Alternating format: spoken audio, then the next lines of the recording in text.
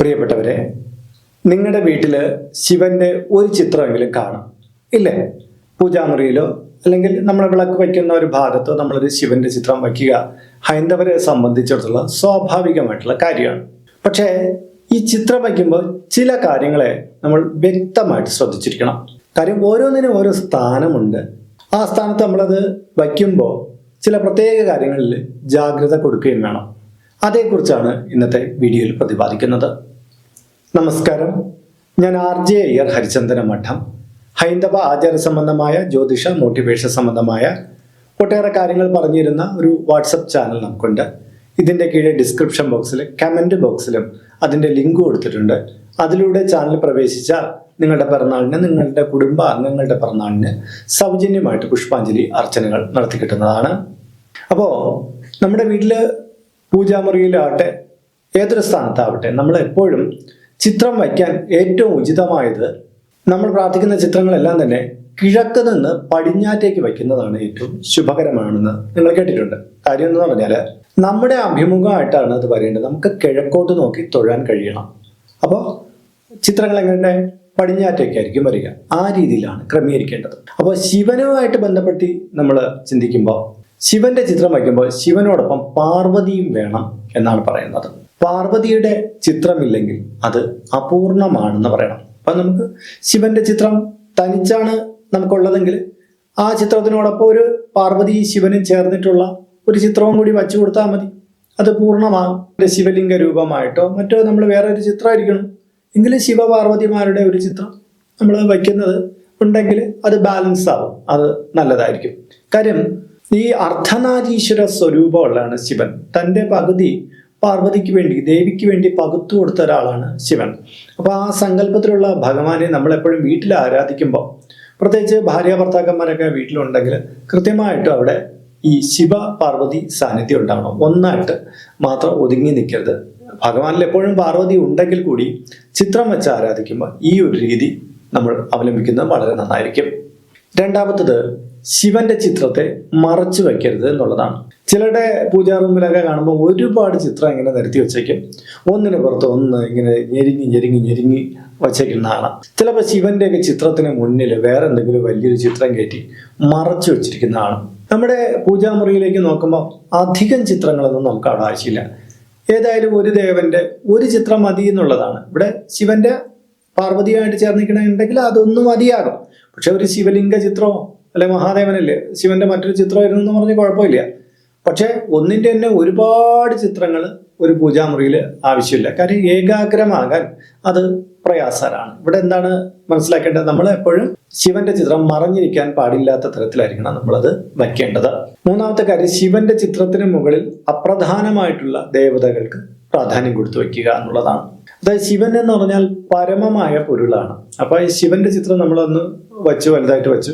പക്ഷെ അതിന് മുകളിൽ നമുക്ക് വ്യക്തമായിട്ട് ധാരണയൊന്നും ഇല്ലാത്ത എവിടെന്നെങ്കിലുമൊക്കെ കിട്ടിയ മറ്റ് ദേവതാബിംബങ്ങളും ശില്പങ്ങളും ഒക്കെ കൊണ്ടുവന്ന് അവിടെ വയ്ക്കാതിരിക്കുന്നതാണല്ലോ. ശിവൻ പ്രധാനിയാണ്. ആ പ്രധാനിയായിട്ടുള്ളതിൻ്റെ മുകളിലേക്ക് മറ്റ് ദേവത നമുക്ക് അധികം പരിചയമില്ലാത്ത, ചിലപ്പോൾ എവിടുന്നോ കിട്ടിയൊരു ചിത്രമായിരിക്കും. അങ്ങനെയുള്ള രീതിയിലുള്ള ചിത്രങ്ങളെ കൊണ്ടുവയ്ക്കാതിരിക്കാൻ പ്രധാനമായിട്ട് ശ്രദ്ധിക്കേണ്ടതാണ്. നാലാമത്തത്, ശിവചിത്രത്തിനോടൊപ്പം അന്യമൂർത്തി ബിംബങ്ങൾ കൊണ്ടുവയ്ക്കരുത് എന്നുള്ളതാണ്. അതായത് ശിവന്റെ ചിത്രത്തിനോടൊപ്പം തന്നെ ചിലര് ഈ കൗള സമ്പ്രദായത്തിൽപ്പെട്ട ചില അല്ലാതെയുള്ള പൂജാകർമ്മങ്ങളൊക്കെ കൊടുക്കുന്ന ചില ചിത്രങ്ങളെ കൊണ്ടുവയ്ക്കുന്നതായിട്ട് കാണാം.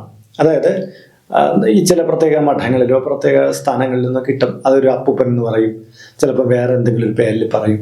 അങ്ങനെയുള്ള ചില കലശങ്ങൾ, ചില സാമഗ്രികളൊക്കെ കൊണ്ടുവന്ന് ഈ ശിവചിത്രത്തിനോടൊപ്പം ചേർന്ന് തന്നെ കലശത്തിലൊക്കെ കെട്ടിവെക്കുന്നതായിട്ട് കാണാറുണ്ട്. അങ്ങനെ അന്യഥാ നിൽക്കുന്ന ബിംബകൽപ്പനകളൊന്നും ഇല്ലാത്തത്, എന്നാൽ ആരൊക്കെയോ എന്തൊക്കെയോ ദൈവം എന്ന് പറഞ്ഞതിൻ്റെ പേരിലുള്ള ചില കാര്യങ്ങളെ കൊണ്ടുവന്ന് ചിലർ ശിവനുമായിട്ട് ബന്ധപ്പെട്ട് വെക്കാറ്. രണ്ട് ഊർജ്ജധാരകളാണ്. അപ്പോൾ എന്തായാലും അത് പാടില്ലാത്തതാണ്. അത് അങ്ങനെ ഉണ്ടെങ്കിൽ അത് ഒഴിവാക്കേണ്ടതാണ്. അഞ്ചാമത്തെ കാര്യം എന്ന് പറഞ്ഞാൽ, പൂജാമുറിയിൽ ഒരു ശിവകുടുംബ ചിത്രം ഉണ്ടെങ്കിൽ അത് അത്രയും നല്ലതാണ്. ഞാൻ പലവട്ടം പല വീഡിയോയിലും പറഞ്ഞിട്ടുണ്ട്. ശിവകുടുംബ ചിത്രം ഒരു പൂജാമുറിയിൽ, ശിവന്റെ ആ ഫാമിലി ഫോട്ടോ എന്ന് നമ്മൾ പറയും, ആ ചിത്രം ഒരു പൂജാമുറിയിൽ അത്യന്താപേക്ഷിതമാണ്. അതുണ്ടെങ്കിൽ വളരെ ഗുണകരമായിരിക്കും.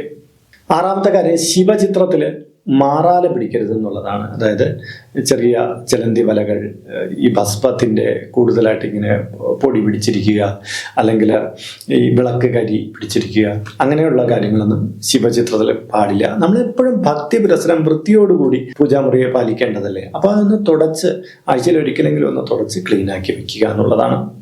ഏഴാമത്തെ കാര്യം, പൊട്ടിയതോ കേടുവന്നതോ ആയിട്ടുള്ള ചിത്രങ്ങൾ ഒഴിവാക്കുക എന്നുള്ളതാണ്. അതായത് എന്നെ ഒരു ദിവസം ഒരാൾ പൂജാമുറിയിൽ ക്ഷണിക്കണം, അതൊന്ന് കാണാൻ വേണ്ടിയിട്ട്. അപ്പോഴാണെങ്കിൽ ഇങ്ങനെ കീഴെ ഒരു ചിത്രം വച്ചിട്ടുണ്ട് അവര്. അപ്പോൾ ഒരു പഴയ ബ്ലാക്ക് ആൻഡ് വൈറ്റ് ഉള്ള ചിത്രമാണ്. അപ്പോൾ അതിന്റെ ശിവലിംഗത്തിന്റെ ചിത്രമാണ്. ശിവലിംഗത്തിന്റെ ആ ഓവ് മുറിഞ്ഞതുപോലെ കാണപ്പെടുന്നു. ഞാൻ ചോദിച്ചു, പറഞ്ഞു ഇത് എൻ്റെ അപ്പൂപ്പനെ വെച്ച് ചെയ്തുകൊണ്ടിരുന്ന ഒരു ചിത്രമാണ്, പൂജയൊക്കെ കഴിക്കുന്നതാണ്. ഞാൻ പറഞ്ഞു ഈ ചിത്രം പ്രിന്റ് ചെയ്തിരിക്കുന്ന പേപ്പർ വളരെ പഴക്കമായിപ്പോയി, അത് പൊടിഞ്ഞ് ഇല്ലാണ്ടായിപ്പോയി, അതുകൊണ്ട് ഇനി ഇത് തുടരേണ്ട ആവശ്യമില്ല. കാര്യം ആ ശിവലിംഗത്തിന്റെ ഓവ് പോലും ഇല്ല, അത് അത്രയും മുറിഞ്ഞു പോയി. ഇങ്ങനെ വിലക്ഷണമായിട്ടുള്ള കാര്യങ്ങൾ വയ്ക്കേണ്ട എന്ന് പറഞ്ഞു. പക്ഷെ പുള്ളിക്കാരൻ അതങ്ങോട്ട് മാറ്റാൻ മടി, വളരെ അദ്ദേഹത്തിന് അങ്ങോട്ട് ഇഴുകിച്ചേർന്നു ആ ചിത്രമായിട്ട്. ഞാൻ പറഞ്ഞാൽ അതിൻ്റെ ഡിജിറ്റൽ പ്രിന്റ് എങ്ങാനും എടുത്തിട്ട് ഇതേപോലത്തെ പ്രിന്റ് നമുക്ക് ഇപ്പം പൂർണ്ണമായിട്ട് ചെയ്യാൻ പറ്റും. അങ്ങനെ ചെയ്ത് ഇതേ രൂപത്തിൽ തന്നെ നമുക്ക് വയ്ക്കാം, എന്നാലും ഇതിനെ കണ്ടിന്യൂ ചെയ്യേണ്ടെന്ന് പറഞ്ഞു. ശരി എന്നൊക്കെ പറഞ്ഞു. പിന്നീട് ഞാൻ കുറെ കാലം കഴിഞ്ഞതിന് ശേഷമാണ് പുള്ളിക്കാരനെ കാണുന്നത്. അപ്പോൾ കാലിനൊരു മുടന്തുണ്ട്. ചോദിച്ചവൻ പറഞ്ഞു അതൊരു വാഹനത്തിൽ ഒന്ന് പോയപ്പോൾ ഒരു അപകടം പറ്റിയാണ് എന്നൊക്കെ പറഞ്ഞ് കാര്യം പറഞ്ഞു. പിന്നെ എന്ന് പറഞ്ഞാൽ അദ്ദേഹം ക്ഷമാപണത്തോടു കൂടി പറയുകയാണ്, അദ്ദേഹം ആ ചിത്രം ഞാൻ പറഞ്ഞതിന് ശേഷം അതിനോടുള്ള ഒരു ആത്മബന്ധം കാരണം മാറ്റിയില്ല അത്രേ. അങ്ങനെ മുന്നോട്ട് പോവുകയും ഒരു ദിവസം അദ്ദേഹം ഒരു അപകടത്തിൽപ്പെടുകയും പിന്നെ സമീപത്തുള്ള മറ്റൊരു തിരുമേനിയെ പോയി കാണുകയും ചെയ്തു. അപ്പോൾ തിരുമേനി ആദ്യമേ ചോദിച്ചു, ഇങ്ങനെ എന്തെങ്കിലും കേടുപാട് വന്ന ചിത്രങ്ങൾ വീട്ടിൽ വച്ചിട്ടുണ്ടോ എന്ന് വെച്ചപ്പോൾ ഇങ്ങനെ ഒരു തിരുമേനി പറഞ്ഞു, മാറ്റാൻ പറഞ്ഞു. പക്ഷെ എനിക്ക് അതൊട്ട് താല്പര്യമില്ലാത്തതുകൊണ്ട് ഞാൻ മാറ്റിയില്ല എന്ന് പറഞ്ഞു. അപ്പോൾ അദ്ദേഹം പറഞ്ഞു അത് മാറ്റണം. കാര്യം നമ്മൾ അമ്പലത്തിനകത്ത് പൂജിച്ചുകൊണ്ടിരിക്കുന്ന വിഗ്രഹങ്ങളിൽ തന്നെ നേരിയ കേടുപാടുകൾ ഉണ്ടായിക്കഴിഞ്ഞാൽ അതിനെ നമ്മൾ മാറ്റി പുനഃപ്രതിഷ്ഠ നടത്താറുണ്ട്. ആ നൂതന ബിംബം നമ്മളവിടെ പ്രതിഷ്ഠിക്കാറുണ്ട്. അതുകൊണ്ട് തന്നെ എപ്പോഴും നമ്മൾ മനസ്സിലാക്കേണ്ടത് ഒന്ന് കേടായിപ്പോയി, അത് നശീകരണമായിപ്പോയാൽ പിന്നെ അതിനെ വയ്ക്കേണ്ട. പ്രകൃതിയുടെ തന്നെ പൊതു നിയമമാണ് മാറ്റങ്ങൾ ഇങ്ങനെ ഉണ്ടാക്കിയാണ്. നശീകരണം അതിൻ്റെ ഒരു രീതിയാണ്. അപ്പോൾ നമുക്ക് അതിനെ ഇങ്ങനെ കൊടി പിടിച്ച് സംരക്ഷിച്ചുകൊണ്ടിരിക്കേണ്ട. അപ്പോൾ അദ്ദേഹം പറഞ്ഞു ഇങ്ങനെ ഡിജിറ്റൽ പ്രിന്റ് വെച്ചാൽ കുഴപ്പമുണ്ടോ? ഞാൻ പറഞ്ഞു കൊടുത്ത കാര്യം അദ്ദേഹം ചോദിച്ചപ്പോൾ അദ്ദേഹം ആ തിരുമേനി പറഞ്ഞു കൊടുത്തു, ഇല്ല നിങ്ങൾ അതേപോലത്തെ ഡിജിറ്റൽ പ്രിന്റ് തയ്യാറാക്കി വീട്ടിൽ വെച്ചോളൂ എന്ന് പറഞ്ഞു വിട്ടു. അതിനുശേഷമാണ് പുള്ളിക്കാരൻ കൊണ്ടുപോയി ഒഴുക്കുകയൊക്കെ ചെയ്തത്.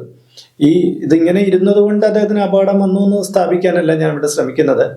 പക്ഷേ നമ്മൾ ഇത്തരം കാര്യങ്ങളിലൊരു ജാഗ്രത, ഒരു ശ്രദ്ധയൊക്കെ കൊടുക്കണം.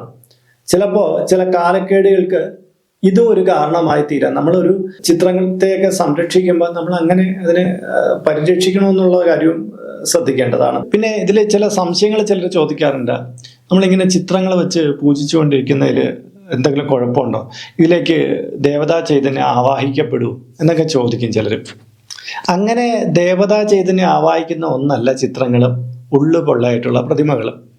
നമുക്ക് ഈശ്വരനെ നമുക്ക് ഏകാഗ്രമായിട്ട് ചിന്തിക്കാം. നമ്മുടെ മനസ്സിൽ ചിലപ്പോൾ എല്ലാ രൂപവും അങ്ങോട്ട് തെളിഞ്ഞു കിട്ടില്ല. അപ്പോൾ എന്ത് ചെയ്യും? നമ്മൾ എന്ത് ചെയ്യും? അതിനെ നോക്കി കണ്ട് ഇതാ ഇങ്ങനെയുള്ള രൂപത്തിലാണ് ഇരിക്കണതെന്ന് മനസ്സിലാക്കാൻ വേണ്ടിയിട്ടാണ് ഈ ചിത്രങ്ങളെല്ലാം തരുന്നത്. നമ്മളെ പഠനമാണ്. അതായത് നമ്മൾ ആദ്യം ഒരു പാഠപുസ്തകം വായിച്ച് പഠിക്കും, പിന്നീട് അത് ഓർമ്മയിൽ സൂക്ഷിക്കും. അതായത് നന്നായിട്ട് ഈ ചിത്രത്തെ നോക്കി നിത്യം തൊഴുതുകൊണ്ടിരിക്കുന്ന ഒരാളിന് പിന്നീട് ഈ ചിത്രം ഇല്ലെങ്കിൽ അദ്ദേഹത്തിന് മനസ്സിൽ ആ രൂപമുണ്ട്. ആ രൂപത്തെ നമ്മുടെ ഉള്ളിലേക്ക് പതിപ്പിക്കാനാണ് നിരന്തരം അതിൽ നോക്കി പ്രാർത്ഥിക്കുന്നത്. അല്ലാതെ ഏതെങ്കിലും ഒരു ഹിന്ദിക്കാരനോ ഒരു തമിഴ് ആയിട്ടുള്ള ആളോ പണ്ട് കാലത്ത് വരച്ചു വെച്ച ഒരു ചിത്രത്തിൽ നിന്നാണ് പല പ്രിന്റുകളും നമ്മുടെ ഇവിടെ ഉണ്ടായിരുന്നത്. പണ്ടത്തെ ചില ചിത്രങ്ങളിലൊക്കെ ഒരു കുമാരസ്വാമിയുടെ പേരും ഒരു ആനന്ദ് ശർമ്മയുടെ പേരൊക്കെ സൈഡിൽ കുറിച്ചേക്കണതാണ് പഴയ ചിത്രങ്ങളിൽ. ഇപ്പം അങ്ങനെ ചിത്രങ്ങളുടെ പേര് ആരാണ് വരച്ചതെന്നൊന്നും കാണാനില്ല. പിന്നെ ഇപ്പോൾ എയുടെ കാലമല്ലേ, അപ്പോൾ അത് തനിയെ തന്നെ വരച്ചിരുന്ന ഇതും കൂടെ ഉണ്ടല്ലോ. അപ്പോൾ നമ്മൾ മനസ്സിലാക്കുന്ന ഒരു രൂപം ഇങ്ങനെ ഏകദേശം ഇരിക്കുന്നു എന്ന് ധാരണയ്ക്ക് വേണ്ടിയിട്ട് ചിത്രകാരന്മാർ വരച്ചതും കല്ലുകളിൽ കൊത്തിയെടുത്തതൊക്കെയാണ് നമ്മളിന്ന് കണ്ടുകൊണ്ടിരിക്കുന്നത്. ഈ ധ്യാനമൊക്കെ നോക്കുമ്പോൾ ചിലപ്പോൾ ശിവന് കൊമ്പ മീശ കാണുമെങ്കിൽ നമുക്ക് കിട്ടുന്ന ആ ചിത്രത്തിൽ മീശയൊന്നും ഇല്ലാത്ത ശിവനായിരിക്കും കിട്ടുക. നമ്മൾ പക്ഷേ അതിനെ ഒന്നും മനസ്സിലാക്കുന്നു, ഇങ്ങനത്തെ ഒരു ചൈതന്യമുണ്ട് എന്നുള്ള മനസ്സിലാക്കാൻ വേണ്ടിയിട്ടാണ്. അല്ലാതെ ഈ ചിത്രത്തിലേക്ക് നമ്മൾ പൂജകൾ കൊടുക്കുമ്പോൾ അതിൽ ആവാഹനമൊന്നും വരാറില്ല. എന്നാൽ പൊള്ളയില്ലാത്ത ചില പ്രതിമകളൊക്കെ പ്രാർത്ഥിക്കുമ്പോൾ അത് വിധിഹിതമല്ലാത്ത കാര്യമാണ്. അത് വളരെ ശ്രദ്ധിക്കേണ്ടുന്ന കാര്യമാണെന്നും കൂടെ സൂചിപ്പിക്കുന്നു. അപ്പോൾ ഇന്നത്തെ വീഡിയോയിലൂടെ കുറച്ച് കാര്യങ്ങൾ ഞാൻ പറഞ്ഞു തന്നിട്ടുണ്ട്. നിങ്ങൾക്കിത് ബോധ്യമായി കാണുമെന്ന് വിശ്വസിക്കുന്നു. ഇതുമായി ബന്ധപ്പെട്ട നിങ്ങളുടെ അഭിപ്രായങ്ങൾ, നിർദ്ദേശങ്ങൾ ഇതിൻ്റെ കീഴെ കമൻറ്റ് ബോക്സിൽ രേഖപ്പെടുത്തണം. ഇതിൻ്റെ കീഴെ നിങ്ങളുടെ പേര്, നിങ്ങളുടെ വയസ്സ്, നിങ്ങളുടെ നക്ഷത്രം ഇവ രേഖപ്പെടുത്തിയാൽ ഇവിടെ നടക്കുന്ന പൂജാ പ്രാർത്ഥനകളിൽ നിങ്ങളെ ഉൾക്കൊള്ളിക്കാൻ കഴിയുന്നതാണ്. 1 മാസത്തേക്കായിരിക്കും ഇപ്രകാരം ചെയ്യുന്നത്. കൂടുതലായിട്ട് വേണമെന്നുള്ളവർ ഇനി തൊട്ട് ഇതിൽ അപ്ലോഡ് ചെയ്യുന്ന എല്ലാ വീഡിയോകളുടെ കീഴേ നിങ്ങളുടെ ഡീറ്റെയിൽസ് ഇങ്ങനെ കൊടുത്താൽ മതി. പിന്നെ ഇതിൽ കാണുന്നത് എൻ്റെ വാട്സപ്പ് നമ്പറാണ്. ജ്യോതിഷ സംബന്ധമായതും പൂജാ സംബന്ധമായതുമായ അപ്പോയിൻമെൻറ്റിന് വേണ്ടിയിട്ടാണ് ഇത് നൽകിയിരിക്കുന്നത്. നേരിട്ട് വിളിച്ചു കഴിഞ്ഞാൽ കിട്ടുകയില്ല. നിങ്ങളുടെ പേര്, നിങ്ങളുടെ സ്ഥലം ഇവ രേഖപ്പെടുത്തി വാട്സപ്പിലൂടെ മെസ്സേജ് ചെയ്യുക. അപ്പോൾ അഡ്മിനൊരു മാർഗ്ഗനിർദ്ദേശം അയച്ചു നൽകുന്നതാണ്. ആ മാർഗ്ഗനിർദ്ദേശം അനുസരിച്ച് അപ്പോയിൻമെൻ്റ് എടുത്തിട്ട് വിളിക്കാവുന്നതാണ്. ഇപ്പോൾ യൂട്യൂബിൽ ഒരു സ്റ്റോർ നമ്മൾ ആരംഭിച്ചിട്ടുണ്ട്. നിങ്ങൾക്ക് ആവശ്യമുള്ള പൂജാ സാധനങ്ങൾ മേടിക്കാൻ വേണ്ടിയിട്ടുള്ള ഒരു സ്റ്റോറാണിത്. കുറേ സാധനങ്ങൾ ലിസ്റ്റ് ചെയ്തിട്ടുണ്ട്. നിങ്ങളുടെ ആവശ്യത്തിന് വേണ്ടുന്ന കാര്യങ്ങൾ നിങ്ങൾ നോക്കിയിട്ട് നിങ്ങൾക്ക് ആ തുകയ്ക്ക് മേടിക്കാൻ ഇത് ഗുണകരമാണോ എന്നൊക്കെ ഒന്ന് സെർച്ച് ചെയ്തിട്ട് വേണമെങ്കിൽ ഇത് നിങ്ങൾക്ക് പർച്ചേസ് ചെയ്യാവുന്നതാണ്. ഈ രീതിയിലാണ് മൊബൈൽ ഫോണിൽ കാണപ്പെടുക. കണ്ടില്ലേ, ഇങ്ങനെ നമുക്ക് സ്റ്റോർ നോക്കിയിട്ട് നമുക്കതിൽ പ്രവേശിക്കാം. ഇതിൽ കുറേ കാര്യങ്ങൾ ലിസ്റ്റ് ചെയ്തിട്ടുണ്ട്. പുതുതായിട്ട് ചില കാര്യങ്ങൾ ഉടനെ ആഡ് ചെയ്യുന്നതാണ്. ഈ രീതിയിലാണ് നമ്മൾ കമ്പ്യൂട്ടറിലൂടെ, ലാപ്ടോപ്പിലൂടെയൊക്കെ നോക്കുമ്പോൾ കാണപ്പെടുന്നത്. ഈ രീതിയിൽ നിങ്ങൾക്ക് എടുക്കാവുന്നതാണ്. മൊബൈൽ ഫോൺ വഴിക്കും കമ്പ്യൂട്ടർ വഴിക്കും നിങ്ങൾക്കത് ചെയ്യാവുന്നതാണ്. അപ്പോൾ മറ്റൊരു വീഡിയോയിൽ മറ്റൊരു വിശേഷമായിട്ട് വീണ്ടും കണ്ടുമുട്ടും വരെ എല്ലാവർക്കും നമസ്കാരം. നിങ്ങളുടെ സ്വന്തം RJ ഹരിചന്ദന മഠം. നമസ്തേ.